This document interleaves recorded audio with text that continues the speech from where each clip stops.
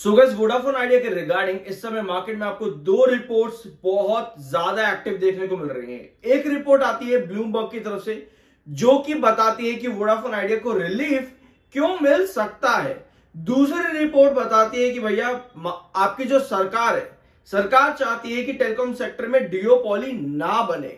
अब डिओपॉली ना बनाए रखने के लिए मतलब कि तीसरा टेलीकॉम बने रहना जरूरी है।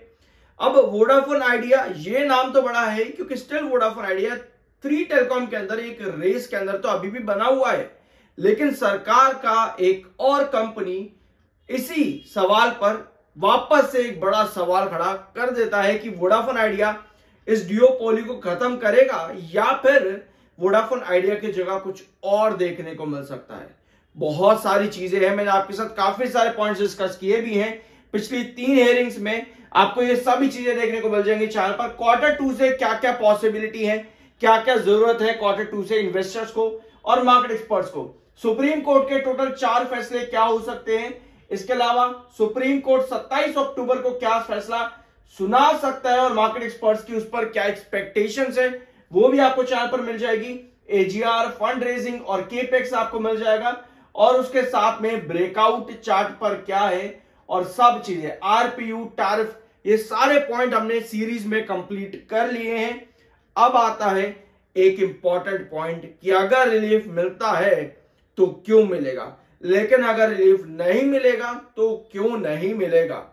ये पूरी सीरीज हमने चलाई है। पिछली 3 हेयरिंग जितनी भी हुई है वोडाफोन आइडिया लिमिटेड में 2 हुई है, तीसरी 27 अक्टूबर की है। देखते हैं उसमें क्या पॉसिबिलिटीज है।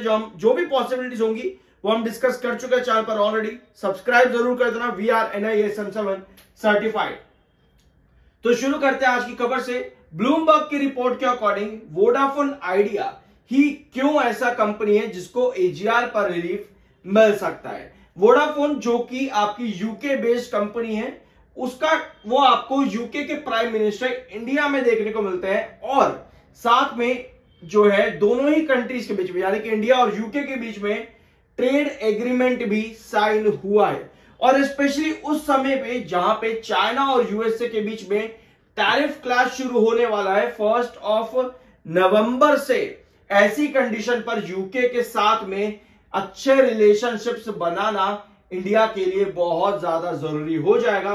तो ऐसे में जो कि कंपनी वोडाफोन है, वोडाफोन जो कि कंपनी है वो यूके बेस्ड है, तो यूके बेस्ड कंपनी के साथ अच्छा रिलेशंस बनाना भी ऐसे में डिमांड बन जाती है मार्केट के अंदर और साथ में इकोनॉमिक पार्टनरशिप भी बनाने के लिए। तो ये बड़ी रिपोर्ट है ब्लूमबर्ग की। अभी आपको लगा होगा कि भैया ये क्या बोल दिया, क्या है ये बकवास, ये सब कुछ नहीं होता। देखो, स्ट्रॉन्ग टाइज उस समय पर जहां पर मार्केट में डिओपॉली तो है ही, मतलब ऑल ओवर द ग्लोब डिओपॉली तो है ही, लेकिन ये डिओपॉली और बढ़ सकती है। यानी कि क्या आपका ग्लोब 3 पोल्स में डिवाइड हो सकता है। चाइना, रशिया, आपका यूएसए, ये 3 पोल क्या यहां पर बन सकते हैं। ऐसे में इंडिया को इंपॉर्टेंट और स्ट्रॉन्ग स्टांसेस भी लेने जरूरी है, जहां पर इस समय छोटे छोटे स्टेप्स भी बहुत ज्यादा जरूरी रहेंगे इस बिखरते हुए ग्लोबल पॉलिटिक्स के अंदर। तो ये स्टेप बहुत जरूरी रहेगा। ब्लूमबर्ग की ये पूरी रिपोर्ट अगर आप चाहो तो उसको रीड कर सकते हो और अगर आप चाहो तो गूगल पर ये अवेलेबल भी आपको मिल जाएगी। ठीक है, अब आते हैं आपकी अगली खबर पर। Q2 की डेट अभी तक कंपनी ने अनाउंस नहीं की है, लेकिन जितनी भी पॉसिबिलिटीज हैं, जो जरूरत है मार्केट एक्सपर्ट्स की डिमांड है, वो मैं आपके साथ ऑलरेडी डिस्कस कर चुका हूं। जरूर देख लेना एक्सपेक्टेशंस क्या है। Q2 से आपको सब चैनल पर मिल जाएगा। अब एक रिपोर्ट और आती है यहां पर, क्या मोदी सरकार जो है वोडाफोन आइडिया को बचाएगी। यह सवाल आता है डिओपॉली से कि सरकार नहीं चाहती कि आपके टेलीकॉम सेक्टर में डिओपॉली बने, तो ऐसे में वोडाफोन आइडिया को बचाना क्या सिर्फ और सिर्फ एकमात्र ही हथियार है सरकार के पास टेक्नोलॉजी आपके टेलीकॉम सेक्टर में डिओपॉली ना बनाने के लिए। अब इसके लिए एक और आपके पास जो है खतरा उठ करके आ जाता है। रिसेंटली सरकार ने क्या किया है, BSNL को उठाने की कोशिश करी है। BSNL के 4G और 5G इक्विपमेंट्स खरीदे हैं और साथ में कंपनी के जो भी कर्जे हैं उनको भी चुकाया है कहीं ना कहीं। ऑल्दो ये कंपनी स्टिल अभी भी अंडर प्रोसेस ही देखने को मिल रही है, मतलब कि अभी भी इस कंपनी को उठना बाकी है। That's why it has been also pushing BSNL. इसी वजह से सरकार बीएसएनएल को पुश भी दे रही है और high speed network services all across country अब ये बीएसएनएल फिर से प्रोवाइड कर भी रहा है। लेकिन वोडाफोन आइडिया के लिए अब यहां पर खतरा बन जा रहा है, क्योंकि सरकार का जो स्टेटमेंट है कि भैया डियोपोली बनने नहीं देना है, क्या यह स्टेटमेंट सरकार बीएसएनएल के साथ देना चाहती है या फिर वोडाफोन आइडिया के एजीआर हटा करके वोडाफोन आइडिया को सपोर्ट करना चाहती है? तो ये अभी भी बड़ा सवाल है देखो मार्केट के अंदर कि वोडाफोन आइडिया के साथ होगा क्या। एक चीज है, वोडाफोन आइडिया क्या नहीं कर रहा है, वोडाफोन आइडिया फंड रेज नहीं कर रहा है।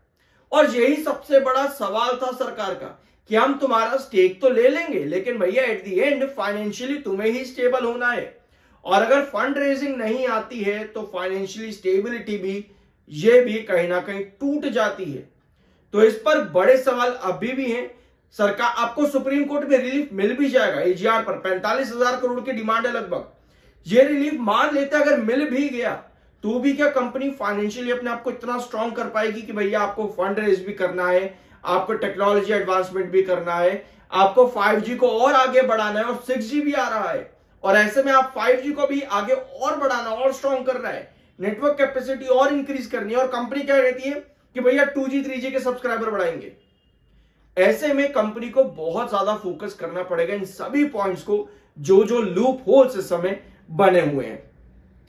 सो अब आते हैं वोडाफोन आइडिया लिमिटेड के चार्ट पैटर्न पे। नेक्स्ट डेट ऑफ हेयरिंग 27 अक्टूबर के, और उसके पहले हमने क्या डिस्कस किया हुआ चैनल पर, ये कि आपकी जो पॉसिबिलिटी है वो इस रेंज के बीच में रहने की है, जो कि आती है 8.50 से लेकर के 8.80 की। और ये पूरा आपका गैप है, यहां पे ये पूरा आपका गैप है 8.50 से लेकर के 7.60।